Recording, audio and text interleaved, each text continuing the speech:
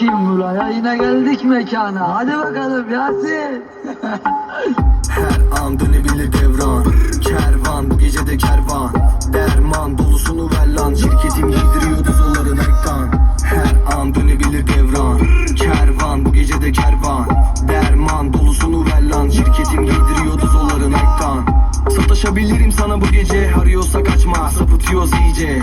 Yanaşabilirim hani yanına. Unuturum yolu, beni bırak hadi evime. Dolaşıyor şehri yedi makina. Sarılırken dikkat et canoların beline. Kapatıyorum suratımı kayıta. Bir şekilde bulup hemen yapıyorlar GBT. Yine bir çözüme varamadık zaten. Evimiz kira, buna yetiyoruz ancak. Beni sal, önümü göremem birader. Ölüme alışamadım deniyorum hala. Bu kadar dert yaşanır mı? 23 yaşımıza bastık, yakaladı kartel. İşimizi çözüyor bir tabanca ve maske. Başarırsam belki benle gururlanır anne. Her an dönebilir devran. Kervan bu gecede kervan. Derman dolusunu ver lan. Şirketim